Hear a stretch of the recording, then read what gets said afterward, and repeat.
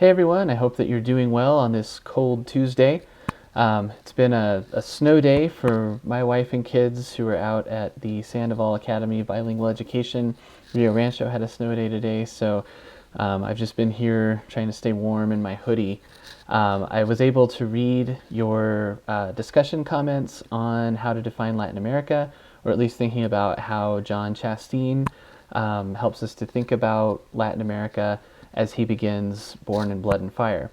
I'll say a little bit more about that in just a minute.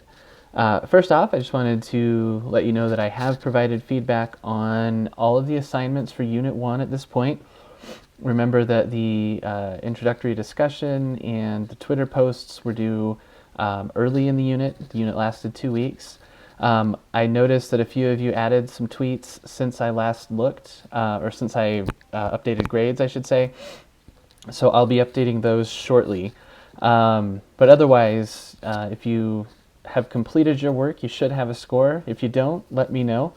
I've sent feedback on the posts that you made on the discussion board and your work on the class timeline.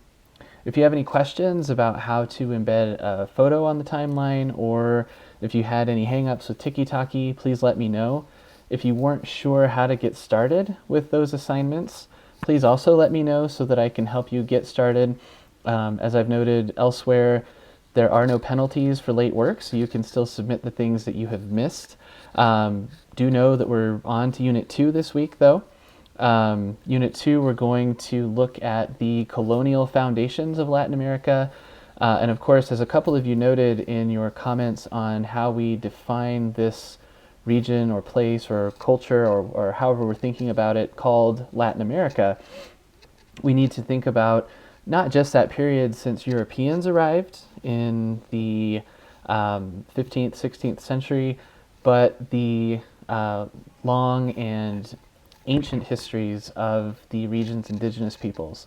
There are hundreds, thousands of years of history that took place before Europeans arrived. And so that is a major part of the types of cultures, the types of languages, the variations on Spanish or Portuguese or English or French that are spoken in Latin America. And of course, I didn't name the many, many indigenous languages that are still spoken across the region as well. And so, again, something that many of us pointed out is that Chasteen underscores Latin America as a place with a ton of diversity in any way you can imagine. He also helps us think about it as a place that has urbanized, that's part of the globalization trends of the last couple hundred years, and the push for technology and all of the things that that we know as residents of the United States, but also Latin America is unique in terms of its history and cultures. And so as we continue our study of this region in Unit 2 and beyond, I think it's important for us to always kind of in the back of our minds have this question of how and why can we talk about this region as a unified place? It is one of those things that we as humans do, that we in the global north do sometimes to folks in the global south. We make broad generalizations to help us wrap our heads around kind of large regions that share certain aspects of their history. In terms of things that many of you pointed out about Latin America's shared history, were that Latin America includes places and peoples that were subject to Iberian colonization. So that was colonization by the Spanish and the Portuguese. Also that there's a trend toward a rejection of imperialism that has to do somewhat with the struggle between global north and south. Those are terms that have come to replace the idea of the first world and the third world, which was a Cold War kind of conceptualization of relationships between nations. Global north and south, of course, have their own reasons for us to critique them and think more deeply about them. And a question that Chasteen asks that, again, we should keep in mind is it even possible for 20-odd nations to have a shared history? The answer is no. I mean, we know that even in the United States, there are many histories of the United States. New Mexico's history takes a very different course than the history of the Midwest, for example. It includes different characters, different people, even though we've come to be part of the same nation. And so, again, keep that in mind as we go and think about which areas, which voices are included and privileged in the materials that we have and which are left out. As we go in our class, the